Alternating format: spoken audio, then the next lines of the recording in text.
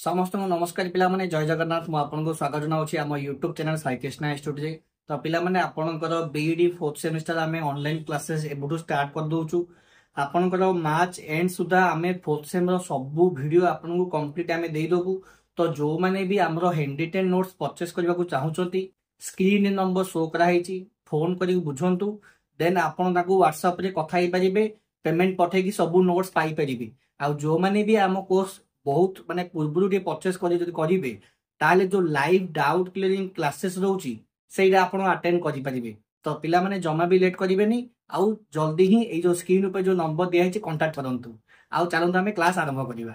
नमस्कार समस्त को साई कृष्णा इंस्टीट्यूट चैनल को स्वागत। तो पिला माने आमे आज ए वीडियो माध्यम रे डिस्कशन करिबा फोर्थ सेमिस्टर रो जो इंक्लूसिव एजुकेशन जो टॉपिक रही तार प्रथम यूनिट। तो जो माने हमर चैनल नुआ थिबे सब्सक्राइब कर देबे। वीडियोटी जदि भल लागि थाए शेष पर्यंत देखिबे एवं लाइक करिया को जमा भूलिबे नाही काहे कि ना आपन मानको पई हैंड रिटन रो बहुत ही समराइज्ड नोट नै के आसीची जोटा कि आपण मात्र थरे देखिदेले आपण आराम से गोटे ब्रीफ आइडिया आपण पाखरे आसी जिवो एवं आराम से आपण परीक्षा रे लिखि परिबे। तो सेति पई प्रथम रु ऑल द बेस्ट करूची आपण मानको पई फोर्थ सेमेस्टर को विश करिकि एवं आशा करिबि वीडियोटी भल लागिवो शेष पर्यंत देखिबे। तो डेरी न करी स्टार्ट करिबा यूनिट 1 रो प्रथम हम देखिबा आजिकार विषय वस्तु जोटा कि रहिछि कांसेप्ट ऑफ इंक्लूसिव एजुकेशन। प्रथम लाइन रे ही माने प्रथम हमर मीनिंग लेखा जाईछि इंक्लूसिव एजुकेशन। तो इंक्लूसिव एजुकेशन टा कोन? इनक्लूसिव वर्ड रो आसिला इनक्लूसिव एजुकेशन। इनक्लूसिव शब्द रो अर्थ कोन? समस्त को नेकी समस्त को इंक्लूड कराई कि इनक्लूसिव एजुकेशन टी करा जाय। तो इंक्लूसिव एजुकेशन ले कहा को बाहर करा जाए all students attend and are welcomed by their neighborhood school in age appropriate regular classes and are the supported to learn contribute and participate in all aspect of the life of the school। तो समस्ते allowed अछंती समस्ते welcome पाखरे पिला माने निज गोटे बयस रो निर्दिष्ट बयस रो पिला माने समस्ते पाठ पढ़िबा पई किछि जिंस शिखिबा पई नुवा जिंस जानिबा पई हमर इंक्लूडेड हेथांती जो एजुकेशन सिस्टम रे ताहाको आमे इनक्लूसिव एजुकेशन बोली कहिबा। तेनो एजुकेशन जेतोले काहाको डिस्क्रिमिनेट भेदभाव करे नाही समस्त को वेलकम करथाए ताकू ही कहा जाए इनक्लूसिव एजुकेशन। माने अपोजिट टू एक्सक्लूसिव एक्सक्लूसिव माने लिमिटेड बट इंक्लूसिव माने ऑल समस्त को नहीं किए। तो आपण माने बुझी पारथिबे मीनिंग टी कोन कांसेप्ट देखिबा। Inclusive is used to describe one option for the placement of special education student in public school. Inclusive education माने कोन जे हमें स्पेशल एजुकेशन स्टूडेंट जो माने टिके स्पेशली डिसेबल थांती बा स्पेशल एबल्ड चाइल्ड थांती ताको हमें केमिति पब्लिक स्कूल ले प्लेसमेंट दोचु। पब्लिक स्कूल माने जोटी साधारण ढंगर पिला माने पाठ पढ़ी पारथांती से जगह रे केमिति हमें स्पेशली एबल्ड पिला मान को जे हमें जगह दोचु ताको ही कहला इंक्लूसिव शब्दर मीनिंग एठी आसुची। Those inclusive programs are sometimes referred as maintaining, which is the selective placement of students with disabilities regular education classroom। तो disabilities थिबा सत्वे पिला जदि हम रेगुलर क्लासरूम रे आने की रखुचु ताको ही हमें कहि थाउ इंक्लूसिव एजुकेशन। तो ये रहिला कांसेप्ट। तापर से डेफिनेशन डेफिनेशन कोन रहिछ पिला inclusive education may be defined a child with disability are educated in the same class as the other children।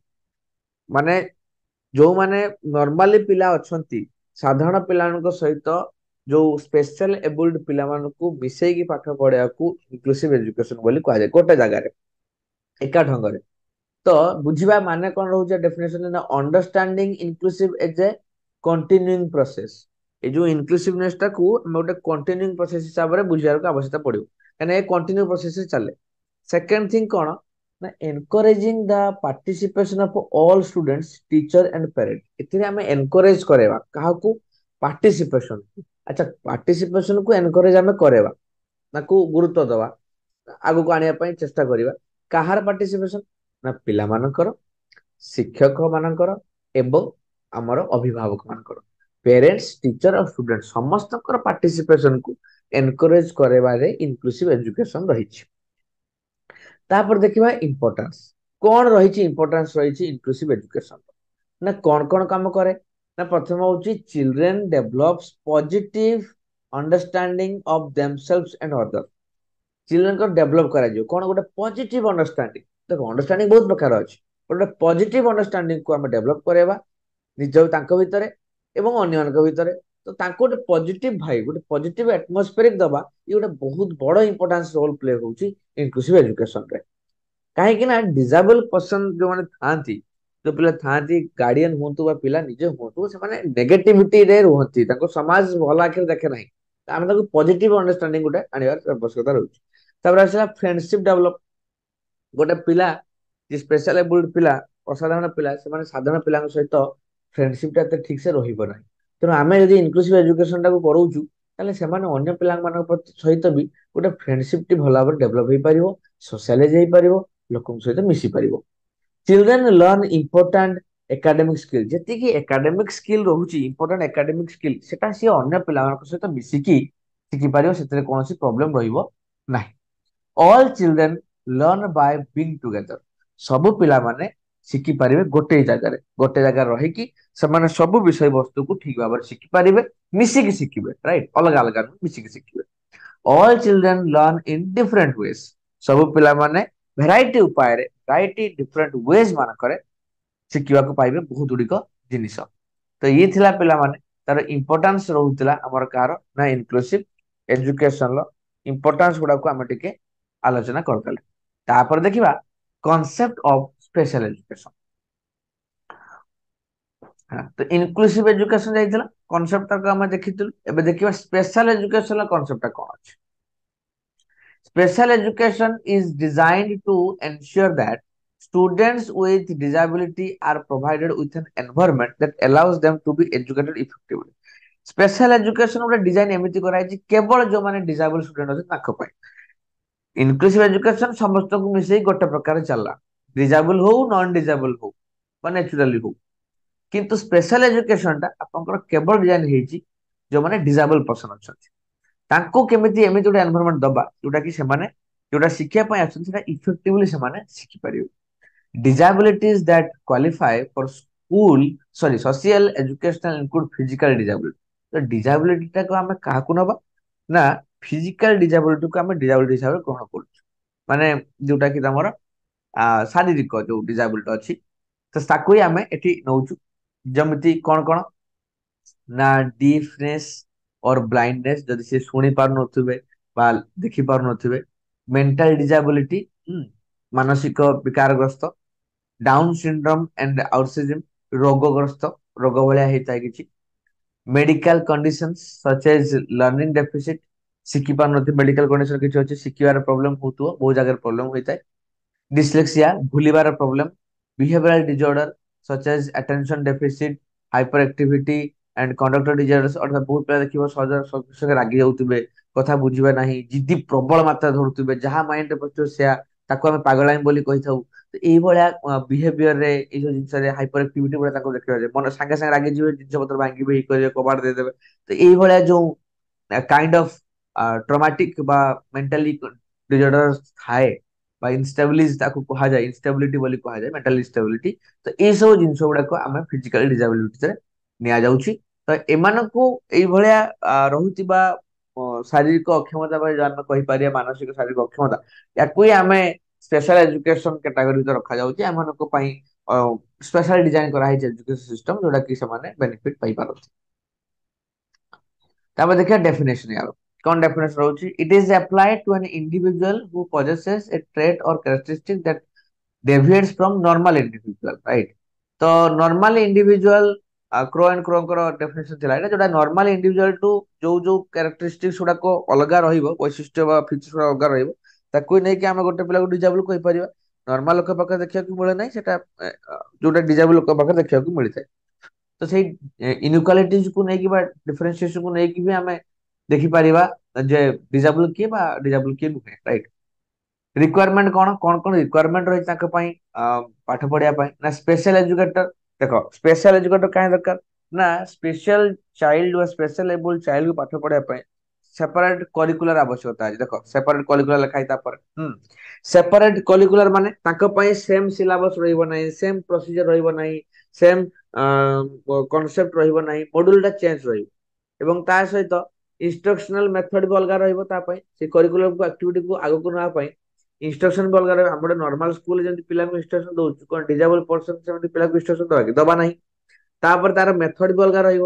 For example ଯଦି ଡିଫ୍ ପିଲାଙ୍କୁ ପଢଉଛୁ, କାଲ ପିଲାଙ୍କୁ ପଢଉଛୁ, ତ ତାହେଲେ କଣ ହବ ନା ତମର ତାଙ୍କୁ ଇନଷ୍ଟ୍ରକ୍ସନାଲ ବିହେଭିୟରାଲ ଇନଷ୍ଟ୍ରକ୍ସନ ଦିଆଯାଏ, ହାତରେ ବଡି ଲାଙ୍ଗୁଏଜ ପୋସ୍ଚର ମାଧ୍ୟମରେ ତାକୁ ଦିଆଯାଏ। ସେ ତ ଶୁଣି ପାରିବେନି, ରାଇଟ? ସେମାନେ ଦେଖିପାରିବେନି, ତାଙ୍କୁ ବ୍ରେଲି ଲାଙ୍ଗୁଏଜ ଦରକାର, ବ୍ରେଲି ସ୍କ୍ରିପ୍ଟ ଦରକାର, ଯଦି ସେମାନେ ବ୍ରେଲିରେ ସ୍କ୍ରିପ୍ଟରେ ସେମାନେ ପଢିବେ।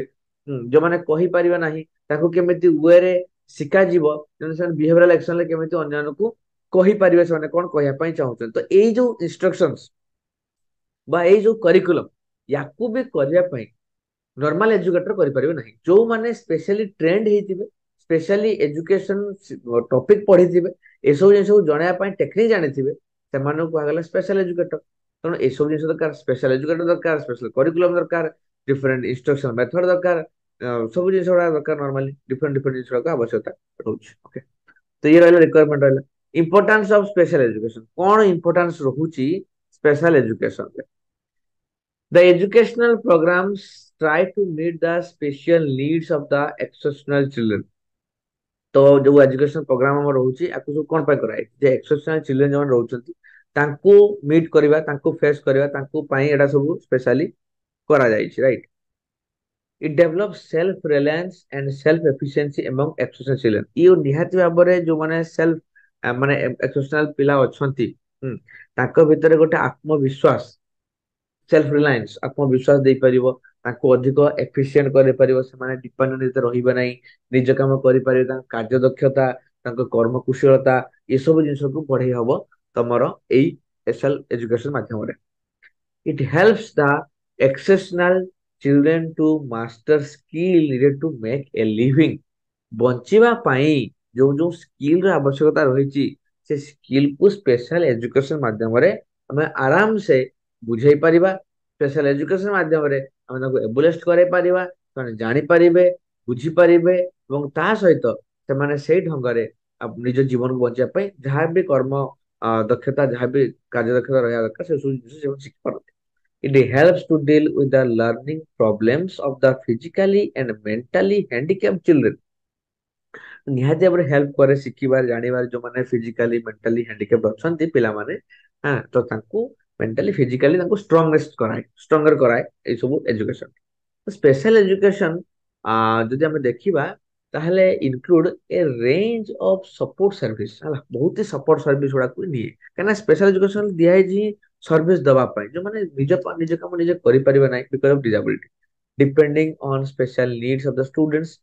जो माने जहाँ जहाँ भी डिपेंड करती से सही भाया सपोर्ट दिया जाए।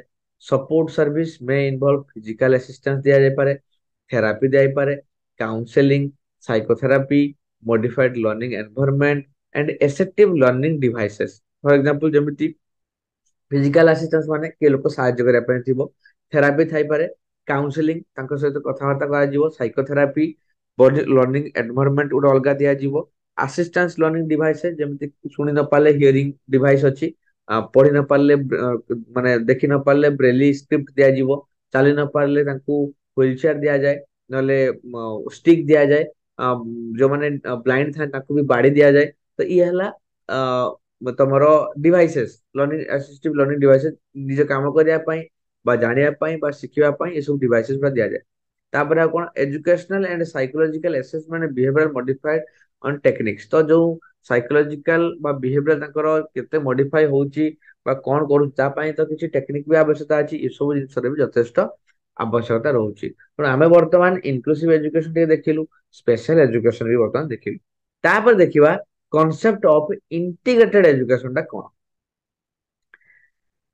देखो, इंटीग्रेटेड एजुकेशन मीन्स इटा गोटे एमिति programme in which exceptional children attended a class with normal children। एटा हला inclusive माने integrated, जोतरे कि साधारण पिला और साधारण पिला मिसिंग पाठ पढे। It is placement of the disabled children ordinary school with some specialized educational help service। तो खाली पिला को डिसेबल पिला को नॉर्मल पिला के संगे पाठ पढा जाउ, तांको साहाय्य करिया पई तांकर किछि service, supportive help, supportive service द्वारा तांको, काहे ना हम देश रे ସବୁ ଜାଗାରେ ସ୍ପେଶାଲ ଚାଇଲ୍ଡ ମାନଙ୍କ ପାଇଁ ଇନଫ୍ରାଷ୍ଟ୍ରକ୍ଚର ସବୁ ଜାଗାରେ ନାହିଁ, ଆମେ ପ୍ରୋଭାଇଡ କରିପାରୁନାହୁଁ। ତେଣୁ ସେଠି କଣ କରିବା, ସେ ପିଲାମାନଙ୍କୁ କିଛି କିଛି ଫାଇନାନ୍ସିଆଲ ଆସିଷ୍ଟାନ୍ସ ବା କିଛି କିଛି ଡିଭାଇସେସ୍ ଗୁଡାକ ଦେଇ ସପୋର୍ଟିଭ ସର୍ଭିସ ଗୁଡାକ ପ୍ରୋଭାଇଡ କରିକି ସେମାନଙ୍କୁ ନର୍ମାଲ ସ୍କୁଲ ମାନଙ୍କରେ ଅନ୍ୟ ପିଲାଙ୍କ ସହିତ ପାଠ ପଢିବା ପାଇଁ ଦିଆଯାଇଥାଏ। ଇଏ ବି ଗୋଟେ କନସେପ୍ଟ ରହିଛି, ତ ଆକୁ ଆମେ ଟିକେ ଡିଟେଲ ଦେଖିବା ଏହାର କନସେପ୍ଟ କଣ ରହିଛି। The concept of integrated education arises is the outcome of National Policy of Education। 1986 ରେ जो ନ୍ୟାସନାଲ ପଲିସି ଅଫ ଏଜୁକେସନ ଆସିଲା, ଏନପି ଆସିଲା, ସେଇଥିରେ ଏଇ ଇଣ୍ଟିଗ୍ରେଟେଡ ଏଜୁକେସନ କଥାଟା ଆସିଲା। ରେକମେଣ୍ଡେଡ କଣ କଲା ନା to provide equal opportunity to all, not only for access but also for success. କେବଳ ଏକ୍ସେସ୍ ନୁହେଁ, ସକ୍ସେସ୍। ସେମାନେ ଯୋଉ ଯୋଉ ପାଇଁ ଆସିଛନ୍ତି, ସେମାନେ ଯୋଉ କାମ ପାଇଁ ଆସୁଛନ୍ତି, ଯୋଉ ପାଠ ପଢିବା ପାଇଁ ଆସୁଛନ୍ତି, ତାକୁ କେମିତି ସକ୍ସେସ୍ ପାଇବେ, ସେମାନେ କେମିତି ପାଠ ପଢେଇବା, ଇକ୍ୱାଲ ଅପରଚୁନିଟି ଦବା, ଏଇ ଜିନିଷଟା ଉପରେ ରେକମେଣ୍ଡେସନ ଆସିଲା 1986 ମସିହା ଏନପି ରେ, ଇଣ୍ଟିଗ୍ରେଟେଡ ଏଜୁକେସନ। ଏଥିରେ କଣ କଣ କନସେପ୍ଟ ରହୁଛି ନା, integrated signifies the process of interaction of disabled children with normal children in the same educational setting। ସମାନ ସ୍କୁଲରେ, ସମାନ କ୍ଲାସରୁମ ରେ ଡିଜାବଲ ପିଲା ଆଉ ନର୍ମାଲ ପିଲା ମିଶିକି ପାଠ ପଢିବେ, ସେଇଟା ହିଁ ହଉଛି integrated. And integration also means mainstreaming or normalization। mainstreaming or normalization ମାନେ as disabled children are treated with normal children। ଅର୍ଥାତ ଆମେ ଗୋଟେ ଡିଜାବଲ ପିଲା ସହିତ ନର୍ମାଲ ପିଲାକୁ ସେମ ଭାବରେ ଟ୍ରିଟ କରିବାକୁ ଆବଶ୍ୟକତା ଅଛି, ନର୍ମାଲାଇଜ କରିବା। ଆମେ ଅଲଗା ଆଖିରେ ଦେଖିପାରିବା ନାହିଁ। ଆମେ ଗୋଟେ ଜାଗାରେ ଗୋଟେ ଡିଜାବଲ ପିଲା, ଗୋଟେ ନର୍ମାଲ ପିଲା ପାଠ ପଢୁଛି, ଆମେ ଡିଜାବଲ ପିଲାକୁ ଅଲଗା ଆଖିରେ ଦେଖିବା, ନର୍ମାଲ ପିଲାକୁ ଅଲଗା ଆଖିରେ ଦେଖିବା, ସେମିତି କରିହବ ନାହିଁ। ଆମକୁ ମେନ୍ ଷ୍ଟ୍ରିମିଂ ବି ରଖିବା ପାଇଁ ପଡିବ, ମୁଖ୍ୟ ସ୍ରୋତରେ ରଖିବା ପାଇଁ ପଡିବ, ଏବଂ ନର୍ମାଲାଇଜ କରିବା ପାଇଁ ପଡିବ। ଅର୍ଥାତ ସମସ୍ତଙ୍କୁ ଇକ୍ୱାଲି ଭାବରେ ରେସ୍ପନ୍ସ, ଇକ୍ୱାଲି ଦୃଷ୍ଟିରେ ଦେଖିବାକୁ ପଡିବ, ନହେଲେ ତାଙ୍କୁ ପାତ୍ର ତାଙ୍କ ଭିତରେ କରିହବ ନାହିଁ। ଏଇ ଜିନିଷ ନହେଲେ ଇଣ୍ଟିଗ୍ରେସନ ମାନେ କଣ ରହିଲା, ଯଦି ଆମେ ଟିଚର ହେଇକି ଆମେ ଯଦି ଗୋଟେ ଡିଜାବଲ ପିଲାକୁ ମାନେ ହୀନ ହୀନ ଆଖିରେ ଦେଖିବା ବା ଘୃଣା ଆଖିରେ ଦେଖିବା, ତାହେଲେ ଇଣ୍ଟିଗ୍ରେଟେଡ ଏଜୁକେସନ ମୂଲ୍ୟ କଣ ରହିଲା। ଆମେ ତାକୁ ସାହାଯ୍ୟ କରିବା ନାହିଁ, ତାକୁ କହିବା ବୁଝିଲେ ବୁଝ, ନ ବୁଝିଲେ ନାହିଁ, ସେମିତି ତ ନୁହେଁ ନା। ଆମକୁ ଏକ୍ସେସ୍ ବି ଦରକାର ଏବଂ ସକ୍ସେସ୍ ବି ଦରକାର। ତ ସକ୍ସେସ୍ କେମିତି ପାଇବ, ଗୋଟେ ପିଲା ସିନା ଶିଖିଲେ ସିନା ସକ୍ସେସ୍ ପାଇବ। ତ ଆମେ ଯଦି ଧ୍ୟାନ ଯଦି ନଦବା, ସେ କେମିତି ହବ, ସେଟା ତାକୁ ତ କୁହାଯାଏ ନା ପ୍ରକୃତର ଇଣ୍ଟିଗ୍ରେସନ, ଅଦରୱାଇଜ ତ ମିନିଂଲେସ୍ ହେଇଗଲା କନସେପ୍ଟ। ତାପରେ ଆସିଲା importance of integrated education. Integrated education importance ଟା କଣ, କଣ କଣ ଇମ୍ପୋର୍ଟାଣ୍ଟ ରହିଛି ନା, it does not create feeling of differentiation among disable children. ପ୍ରଥମ କଥା ହଉଛି ଯୋଉଟା କି ମୁଁ ଏବେ ଜଷ୍ଟ କହି ଯାଉଥିଲି, ଯେ ପ୍ରଥମ କଥା ହଉଛି ଡିଜାବଲ ପିଲାମାନଙ୍କ ମନରେ ଏହା ନ ଆସିବା ଦରକାର କି ଆମେ ଅନ୍ୟମାନଙ୍କଠୁ ଅଲଗା। ଆମକୁ କେମିତି ସେମାନେ ଭାବିବେ ଆମେ ଅନ୍ୟମାନଙ୍କଠୁ ଅଲଗା, ଯଦି ଆମେ ତାଙ୍କୁ ଭିନ୍ନ ଦୃଷ୍ଟିରେ ଦେଖିଲେ, ଭିନ୍ନ ଆଖିରେ ଦେଖିଲେ, ପାତର ଅନ୍ତର କଲେ, ତାଚ୍ଛଲ୍ୟ କଲେ, ହେଇପାରିବନି ତୋ ଦ୍ୱାରା ବୋଲି ନେଗେଟିଭ ଟର୍ମସ, ନେଗେଟିଭ ରିମାର୍କ ତାଙ୍କ ଆଗରୁ ଦେଲେ, ଗୋଟେ ନେଗେଟିଭିଟି ତାଙ୍କ ପାଖରେ କ୍ରିଏଟ ହେଲା, ସେ ତ ଫିଲ୍ କରିବ ନା ଆମେ ଡିଫରେଣ୍ଟ ବୋଲି। ସେଇଟା ଇନକ୍ଲୁସିଭ ଏଜୁକେସନ ନୁହେଁ। ତ ଇଣ୍ଟିଗ୍ରେଟେଡ ଏଜୁକେସନ ମାନେ ହଉଛି କି ସେ କ୍ରିଏଟ ହିଁ କରିବନି ସେ ଫିଲିଂ ଭଲ ପିଲା ଆଉ ଡିଜାବଲ ପିଲା ଭିତରେ, right. It helps to remove inferiority complex among disable children. ତାଙ୍କ ଭିତରେ ଯଦି ଇନଫେରିୟରିଟି କମ୍ପ୍ଲେକ୍ସ ଆସୁଥିବ ନା, ନା ନା ଆମେ ତ ୟା ନୁହେଁ, ଆମେ ପାରିବାନି ତାଙ୍କ ସହିତ, ଆମେ ତ ତଳେ, ଆମେ ତ କରିପାରିବାନି, ଆମେ ତ ଅସମର୍ଥ, ଆମେ ଅସହାୟ, ଏଇ ଯୋଉ ଇନଫେରିୟରିଟି କମ୍ପ୍ଲେକ୍ସ ଯୋଉଟା ପିଲାମାନେ ଅଲ୍ଟିମେଟଲି ଡେଭଲପ ହୁଏ, ୟାକୁ ରିମୁଭ କରିବାର ଆବଶ୍ୟକତା ଯଥେଷ୍ଟ ଗୁରୁତ୍ୱପୂର୍ଣ୍ଣ ରହିଛି। ଦେଲେ ହିଁ ସେମାନଙ୍କ ଭିତରେ ପଜିଟିଭ ଭାଇବ ଆସିବ, ସେମାନେ ଜୀବନରେ କିଛି କରିପାରିବେ, କରୁଛନ୍ତି ବି। ଏଥିପାଇଁ ଏଇ ଜିନିଷ ପାଇଁ ବହୁତ ଭିନ୍ନକ୍ଷମ ଲୋକମାନେ, ପିଲାମାନେ ବହୁତ ଜାଗାରେ ସେମାନେ ଆଗକୁ ଯାଇଛନ୍ତି। ବିକଜ ଡେସ୍ପାଇଟ୍ ଦେୟାର ଫିଜିକାଲ ଡିସାବିଲିଟି ଦେ ଆର ମୋର ଏହେଡ୍ ଦାନ ଦ କମ୍ପ୍ଲିଟ ମ୍ୟାନ। ଭଲ ଲୋକଙ୍କଠାରୁ ସେମାନେ ବହୁତ ଆଗରେ ଅଛନ୍ତି। It provide peer groups help in learning from normal children. ତ ଆଉ କଣ କରେ, ପିୟର ଗ୍ରୁପ୍ସ ଯୋଉ ସାଙ୍ଗସାଥି ମାନଙ୍କ ପାଖରୁ ବି ହେଲ୍ପ ମିଳିବା ଦରକାର, ନର୍ମାଲ ପିଲା ପାଖରୁ ସେ ହେଲ୍ପ ପାଇବା ଦରକାର ଯେ ପାଠ ପଢିବା ପାଇଁ, ତାହେଲେ ତ ଫ୍ରେଣ୍ଡସିପ ରହିବ, ସେମାନେ ନିଜକୁ ସମାନ ବୋଲି ଭାବିବେ। ଇଟ୍ ଏନସୁଅର ସୋସିଆଲ ଇଣ୍ଟିଗ୍ରେସନ, ସୋସିଆଲି ଇଣ୍ଟିଗ୍ରେଟେଡ ରହିବେ ସେମାନେ, ଯେମିତି କ୍ଲାସରୁମରେ ଅଲଗା ରହୁନାହାନ୍ତି, ମିଶି ପାରୁନଥିବେ, ଯଦି ତାଙ୍କୁ ମିଶା ଯିବ, ସାଙ୍ଗରେ ଖେଳିବା, ସାଙ୍ଗରେ ବୁଲିବା, ସାଙ୍ଗରେ ପାଠ ପଢିବା, କଥା ହବା, ଜିନିଷ ସେୟାର କରିବା, ଗ୍ରୁପ ଡିସ୍କସନ, ଏଥିରେ ଆଗୁଆ ସୋସିଆଲ ଇଣ୍ଟିଗ୍ରେସନ। ପିଲାଙ୍କୁ ଖାଲି ଆଣିକି ସ୍କୁଲରେ ଛାଡିଦବା, ଦେଖିଲେ ତାଙ୍କ ସାଙ୍ଗରେ କେହି ମିଶିବେନି, ସେମାନେ ଗୋଟେ ଜାଗାରେ ବସୁଥିବେ, ତାଙ୍କ ସାଙ୍ଗରେ କେହି ମିଶିବେ ନାହିଁ, ଏଇ ଜିନିଷ ହବନି। ସୋସିଆଲ ଇଣ୍ଟିଗ୍ରେସନ କରିବା ଏଇ ଦାୟିତ୍ୱ ଟିଚର ମାନଙ୍କର, ସେମାନେ କେମିତି କରାଇବେ ସ୍କୁଲ ମାନଙ୍କରେ। ତାପରେ ଆସିଲା ଫୋର କି ପ୍ରୋସେସେସ୍। ଫୋର କି ପ୍ରୋସେସେସ୍ କଣ ଆମର କୋଉଥିରେ ନା, ଇଣ୍ଟିଗ୍ରେଟେଡ ଏଜୁକେସନ। ଇଣ୍ଟିଗ୍ରେଟେଡ ଏଜୁକେସନ ଚାରିଟା ପ୍ରୋସେସେସ୍ ରହୁଛି ତମର ଇମ୍ପୋର୍ଟାଣ୍ଟ। କଣ କଣ ନା, ନର୍ମାଲାଇଜେସନ ଆଣ୍ଡ ଡିସଇନଷ୍ଟିଟ୍ୟୁସନାଲାଇଜେସନ, ଆଉ ଗୋଟେ ହଉଛି ମେନ୍ ଷ୍ଟ୍ରିମ୍, ଆଉ ଗୋଟେ ହଉଛି ଇନକ୍ଲୁଜନ। देखो नॉर्मलाइज करे समस्त को नॉर्मल दृष्टि देखिबा। हाँ एटी तो लिखा है तार अबाउट रे हम टिके देखिदबा एटी सब तार लिखा है एलाबोरेशन रे। तो प्रथम देखिया normalisation. Normalization is the process of creating a learning and a social environment as normal as possible for the exceptional child and adult. Normalize करदा गोटे एमिति environment social learning environment तैयारी करिबा जोथरे कि गोटे normal as possible जोथरे कि गोटे exceptional child बा बड़ लोक से डिफरेंट किछि भाबिबो ही नाही ताको समान ही देखा जिवो समस्ते समस्तଙ୍କୁ समान भली देखा जिवो किछि बड़ा धड़ा ताको लागिवो नाही तो ताकू ही तो कहा जाए नॉर्मलाइजेशन नॉर्मल करदबा किछि भी रहिबोनी तापर कोन डिस इंस्टीट्यूशनलाइजेशन ये गोटे प्रोसेस होची releasing as many exceptional children and adult as possible from the confinement of residential institution into the local community तो गोटे प्रोसेस होची कोन रिलीज करेवा many exceptional children and adult as possible from the confinement of residential institution local community residential institution को बाहर को मुक्त करेवा कि ସେମାନେ ଯେମିତି ଆବଦ୍ଧ ହେଇକି ନ ରୁହନ୍ତି ସେମାନେ ଡେଭଲପ କରିପାରନ୍ତି ତାଙ୍କୁ ସେମିତି ବିକଶିତ କରିବା ପାଇଁ ଇଣ୍ଡିପେଣ୍ଡେନ୍ସ ବା ଫ୍ରିଡମ ଦେବା ପାଇଁ ବ୍ୟବସ୍ଥା କରାଯିବ ତାପରେ ଆସିଲା main stream is the process of bringing exceptional children into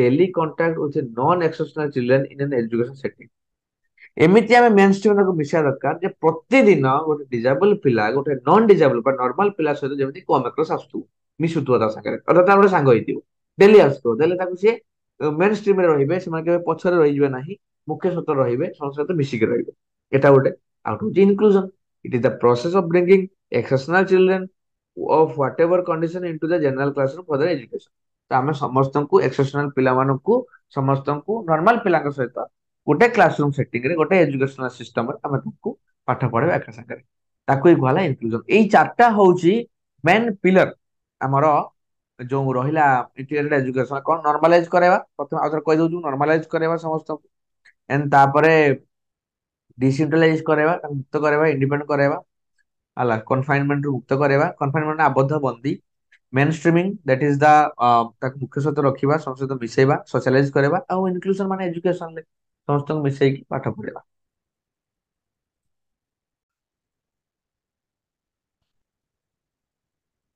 next देखिबा concept of impairment disability and handicap अर्थात आमे इम्पेयरमेंट माने बुझिबा डिसेबिलिटी माने बुझिबा और हैंडिकैप माने बुझिबा वैरायटी ढंग रे विभिन्न प्रकार वे रे रहिछि आमे आको आलोचना करिबा प्रथमे देखिबा disorder impairment disability handicap the word impairment disability and handicap are often used interchangeably ଆମେ ସବୁ ଏପଟ ସେପଟ କରିକି ୟୁଜ କରିଦଉ impairment କୁ disability disability କୁ handicap handicap କୁ impairability बट ତାଙ୍କ ଭିତରେ ବହୁତ ହି ଡିଫରେଣ୍ଟ ମିନିଂ ଅଛି ଆମେ ସବୁ ପ୍ରତିଶବ୍ଦ ହିସାବରେ ବା ସିନୋନିମ ହିସାବରେ ୟୁଜ କରିଦଉଛୁ କିନ୍ତୁ ତାର ଡିଫରେଣ୍ଟ ମିନିଂ ବି ବହୁତ ଜିନିଷ ରହିଛି difference in meaning are important for understanding the effect of neurological injury on development ଆମେ ଯଦି यार डिफरेंशिएशन को ଆମେ ଯଦି ଲକ୍ଷ୍ୟ କରିବା ଆଲୋଚନା କରିବା ତାହେଲେ ଏବେ ଇମ୍ପୋର୍ଟାନ୍ସ ଟା ଆମେ ଜାଣିପାରିବା କି ନ୍ୟୁରୋଲୋଜିକାଲି ଯୋଉ ଇଞ୍ଜରୀ ଅଛି ବା ଡେଭଲପମେଣ୍ଟ ଯୋଉ ଆମ ଡେଭଲପର ଯୋଉ ପ୍ରୋବ୍ଲେମ ରହୁଛି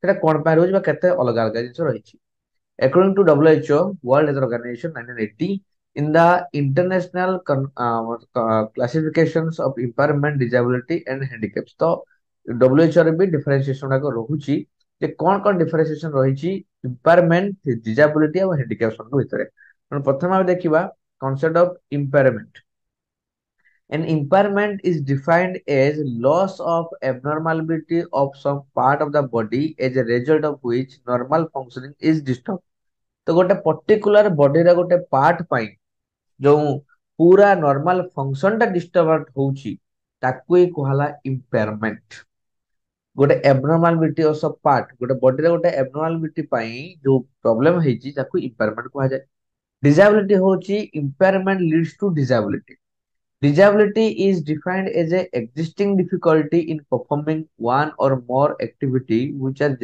generally occupied essential component of daily living अच्छा impairment माने होची गोटे बॉडी फंक्शन न करिबा ता पय डिस्टर्ब हेला को impairment कहला impairment पय गोटे लोक गोटे जिंसटा करि पारु that is the disability this is the reflection तो impairment पय ही गोटे लोकटा गोटे जिंसटा करि पारु नाही डिफिकल्ट होची ताको disability बोली कहला तापर आसे Disability reflects the consequences of impairment, जोटा ମୁଁ କହୁଥିଲି consequences, ତା ମାନେ ଫଳାଫଳ ଅର୍ଥାତ result। तो disability ହଉଛି କଣ ନା impairment ର reflection in terms of functional performance and activity by the individual। ଗୋଟେ individual ଗୋଟେ କାମ କରିପାରୁନି ସେଟା disability। disable କାହିଁକି ହେଇଛି ନା ତା ପାଖରେ ସେ body part ଟା function ଠିକ ସେ କରୁନାହିଁ। According to the person with disability, equal opportunity protection of rights and full participation 995 persons with disability ତମର ହଁ ଇକ୍ୱାଲ ଅପରଚୁନିଟି ମିଳିବା ଦରକାର ପ୍ରୋଟେକ୍ସନ ଅଫ ରାଇଟ୍ସ ତାର ଅଛି। ତ ଡିଜାବିଲିଟି ଡିଭାଇଡେଡ ତିନିଟା ପିରିୟଡ ଡିଭାଇଡ ହେଇଛି। ଗୋଟେ ଟେମ୍ପୋରାରୀ ଟୋଟାଲ ଡିଜାବିଲିଟି, ଗୋଟେ ଟେମ୍ପୋରାରୀ ପାର୍ସିଆଲ ଡିଜାବିଲିଟି, ଗୋଟେ ପରମାନେଣ୍ଟ ଡିଜାବିଲିଟି ହେଲା। ତା ମାନେ କଣ ନା ଟୋଟାଲ ଡିଜାବିଲିଟି ଆଉ ପାର୍ସିଆଲ ଡିଜାବିଲିଟି ଆଉ ଗୋଟେ ହଉଛି ପରମାନେଣ୍ଟ ଡିଜାବିଲିଟି। ଦେଖିବା ଟେମ୍ପୋରାରୀ ଟୋଟାଲ ଡିଜାବିଲିଟି ମାନେ it is a period in which the affected person is totally unable to work, he needs medical treatment। ଗୋଟେ ଟେମ୍ପୋରାରୀ ବେସିସ୍ ରେ ଗୋଟେ ଅଳ୍ପ ସମୟ ପାଇଁ ଗୋଟେ ଲୋକଟା କମ୍ପ୍ଲିଟଲି ଡିସାବଲ, ମାନେ ସେ କାହାର ବିନା ହେଲ୍ପ ରେ ସେ କିଛି କରିପାରିବନି, ତାକୁ ନିହାତି ମେଡିକାଲ ଆସିଷ୍ଟାନ୍ସ ମେଡିକାଲ ହେଲ୍ପ ଦରକାର। ତାକୁ ଟେମ୍ପୋରାରୀ ଟୋଟାଲ ଡିସାବିଲିଟି।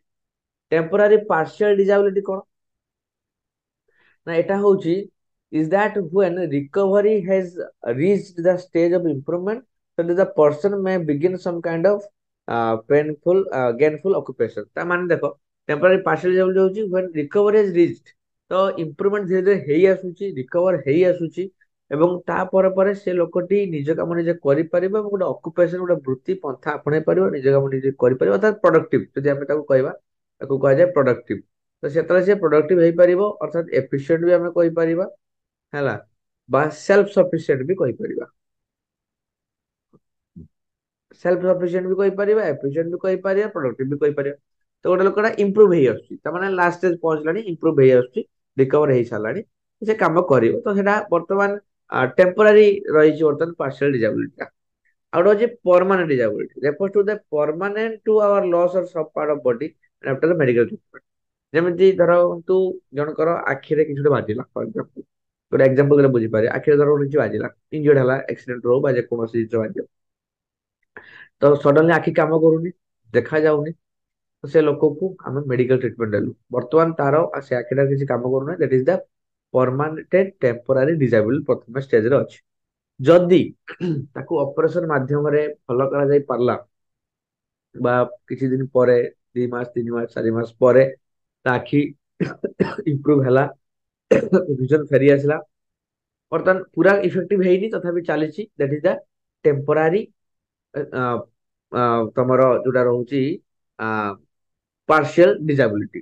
ଠିକ ସେ ହେଇଯିବ ଆଗକୁ ହେଇ ଆସିଲେ କେବଳ, କିନ୍ତୁ ଅପରେସନ ହେଇପାରିବନି, ଯେତେ ଯାହା କଲେ ଭିଜନ ଫେରିବନି, that is the permanent disability. ମାନେ ତାର ଆଉ କେବେ ରିକଭର ହେବନି ନାହିଁ। ଯଦି ଆପଣଙ୍କର ଗୋଡ ଭାଙ୍ଗିଗଲା, ଫର ଏକ୍ସାମ୍ପଲ ଆକ୍ସିଡେଣ୍ଟରେ ଗୋଡ ଭାଙ୍ଗିଗଲା, ଲିଗାମେଣ୍ଟ ଛିଣ୍ଡିଗଲା ବା ଗୋଡ ଭାଙ୍ଗିଗଲା, ଫ୍ରାକ୍ଚର ହେଇଗଲା, ସେଟା ହଉଛି ଟେମ୍ପୋରାରୀ, ପ୍ରଥମେ ଟୁ ଷ୍ଟେଜରେ ଅଛି, ଟେମ୍ପୋରାରୀ ଟୋଟାଲ ଡିସାବିଲିଟି, ବୁଝିଲା କି ନାହିଁ।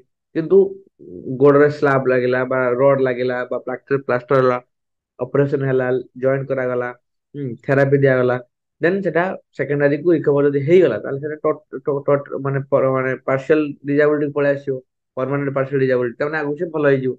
ଏବେ ଚାଲିପାରୁନି, ହୁଇଲ ଚେୟାର ଚାଲୁଛି ବା ଆଶା ବାଡି ଧରି ଚାଲୁଛି ବା ବ୍ୟାଣ୍ଡେଜ ହେଇଛି, କିନ୍ତୁ ଆଗକୁ ଚାଲିବ।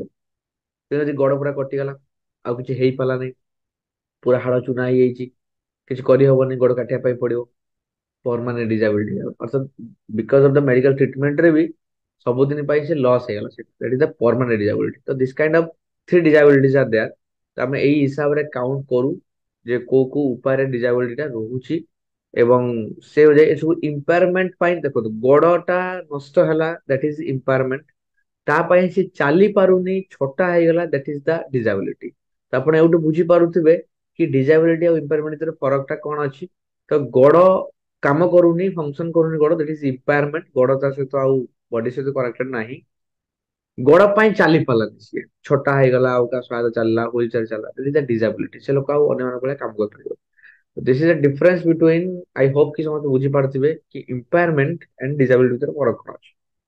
ଡିସାବିଲିଟିର ବହୁତ ପ୍ରକାର ଭେରାଇଟି ଅଛି, ଯେମିତି ଆପଣ ଦେଖନ୍ତୁ ବ୍ଲାଇଣ୍ଡନେସ୍, ଯାହାକୁ ଆଦୌ ଦେଖାଯାଏନି, ସେଟା ଜନ୍ମରୁ ହେଇପାରେ ବା ଆକ୍ସିଡେଣ୍ଟାଲ ହେଇପାରେ ବା ରୋଗରେ ହେଇପାରେ।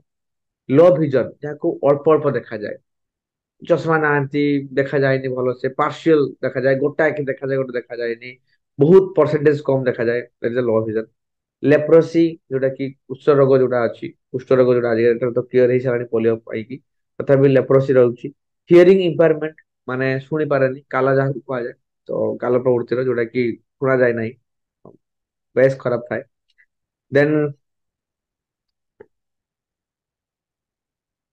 ହଁ, ତାପରେ ଲୋକମୋଟର ଡିଜାବିଲିଟି, ମେଣ୍ଟାଲ ରିଟାର୍ଡେସନ, ମେଣ୍ଟାଲ ଇଲନେସ। ଲୋକମୋଟର ମାନେ ବଡିର ଫିଜିକାଲି ପାର୍ଟ ରେ ପ୍ରୋବ୍ଲେମ ହେଲେ ତାକୁ ଅଡୁଆ ରହିଥାଏ ବହୁତ ଜାଗାରେ। ମେଣ୍ଟାଲ ରିଟାର୍ଡେସନ, ମେଣ୍ଟାଲି ଯୋଉମାନଙ୍କୁ ୱିକ୍ କୁହାଯାଏ ବା ପାଗଳ, ମାନେ ମାନସିକ ବିକୃତି, ସେଟା କୁହାଯାଏ ମେଣ୍ଟାଲ ରିଟାର୍ଡେସନ। ମେଣ୍ଟାଲ ଇଲନେସ ବି ଥାଇପାରେ, କିଛି ଜିନିଷରେ ଟ୍ରମାଟିକ ସିଚୁଏସନ ବା ସାଇକୋଲୋଜିକାଲ ୱିକ୍ ହେଇଗଲେ ତାକୁ ମେଣ୍ଟାଲ ଇଲନେସ ହେଇଯାଏ। ମାନେ ରିଟାର୍ଡେସନ ଜିନିଷ ଅଲଗା, ଇଲନେସ ଜିନିଷ ଅଲଗା। ରିଟାର୍ଡେସନ ମେ ବି ଜନ୍ମରୁ ହେଇପାରେ, ତ ଜନ୍ମରୁ ହେଇପାରେ ବା ଆକ୍ସିଡେଣ୍ଟ ହେଇପାରେ। ଇଲନେସ ହଉଛି ସାଇକୋଲୋଜିକାଲି, ସାଇକୋଲୋଜିକାଲି କିଛି ଟ୍ରମାଟିକ ସିଚୁଏସନ ହେଲେ ବା ସକ୍ ହେଲେ ବା କୌଣସି ଜିନିଷରେ ଗୋଟେ ଏମିତି ହାର୍ମ ଇଫେକ୍ଟ ପହଞ୍ଚିଥିଲେ, ତ ମେଣ୍ଟାଲି ଇଲନେସ ଟା ଦେଖାଯାଏ। ରିଟାର୍ଡେସନ ଆଉ ଇଲନେସ ଟିକେ ଡିଫରେନ୍ସ ଅଛି। ରିଟାର୍ଡେସନ ଟା ଜନ୍ମରୁ ହେଇପାରେ ବା ଏକ୍ସିଡେଣ୍ଟାଲି କୋଉ ଜିନିଷ ପାଇଁ, ମାଇଣ୍ଡ ଧର ବ୍ରେନ ରେ ଆଘାତ ଲାଗିଲା ଆକ୍ସିଡେଣ୍ଟାଲ, ରାଇଟ୍, ପେଟରେ ଥିଲାବେଳେ ହଉ ବା ନ୍ୟୁରନ ପ୍ରୋବ୍ଲେମ ହଉ, ନ୍ୟୁରୋଲୋଜି ପ୍ରୋବ୍ଲେମ ହଉ, କିମ୍ବା ଆକ୍ସିଡେଣ୍ଟ ରେ ମୁଣ୍ଡ ବହୁତ ଆଘାତ ଲାଗିଥାଉ, ତ ମେଣ୍ଟାଲ ଟ୍ରମା ଦେଖାଯିବ, ରିଟାର୍ଡ ହେଇଯାଏ, ପାଗଳ ହେଇଯାଏ।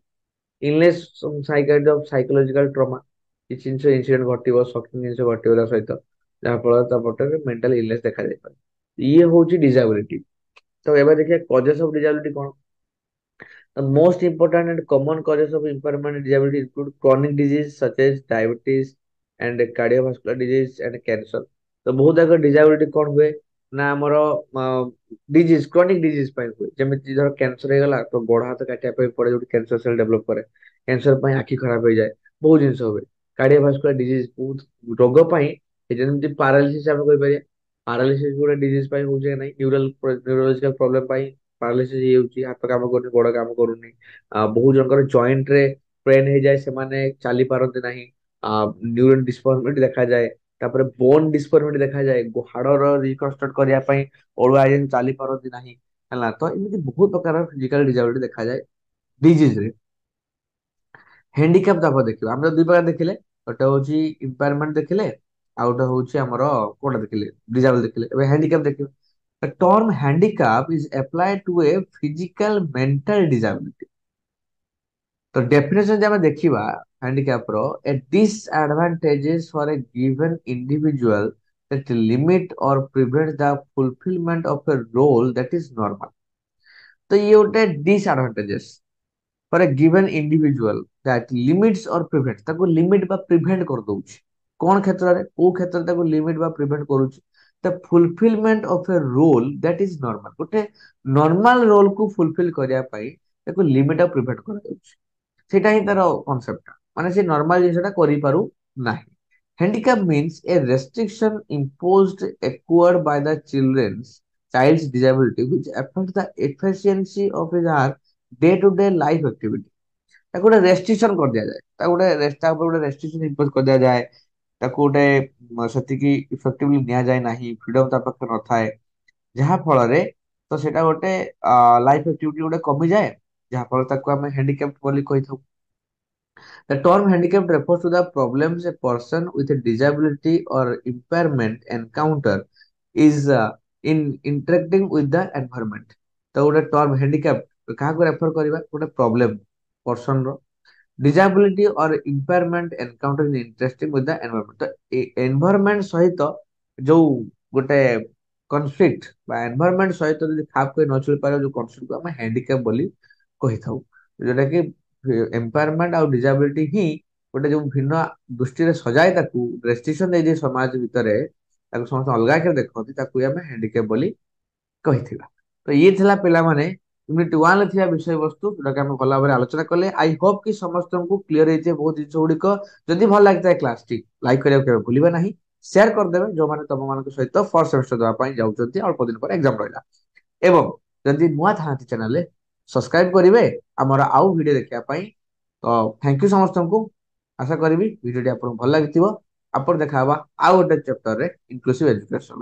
Thank you. आशा करी पिला माने आपन क्लास टी भल लागि जदि क्लास टी भल लागि निहाती आपन फ्रेंड्स मानक शेयर करेंगे जो माने कि जो इंडिविजुअल एजेंट मान पाखे एडमिशन करके क्लास पाऊना से मानक ये वीडियो शेयर करेंगे जदि आपन को वीडियो टी भल लगी इनफॉर्मेटिव लगी आपन किसी नॉलेज देछि तो निहाती चैनल को सब्सक्राइब करेंगे आ वीडियो टी को लाइक करेंगे सब्सक्राइब और लाइक करने द्वारा आमको मोटिवेशन मिलूँ आपन को माने अति शीघ्र शीघ्र आम आपन क्लास प्रोवाइड करने तो टिके टाइम लगुच पिला माने आउ एतिकी कथा कहूची जो माने भी नोट्स परचेस करबा को चाहूचंदी स्क्रीन नंबर शो होची डिटेल्स जानिबा पई नंबर रे फोन करंतु बुझंतु देन आपनकर जो चारिटा नोट्स पई जोटा आपनकर एक्चुअली प्राइस रहउची 400 सेटा आमे आपन को दउचु 300 डिस्काउंटेड प्राइस आपन को चारिटा नोट्स पाइबे आपन केवल 300 टका तो जमा भी लेट करंतुनी एबे ही आपन जो स्क्रीन ऊपर जो नंबर शो करूची सेठी फोन करंतु आ आपन निज नोट्स पांतु धन्यवाद जय जगन्नाथ।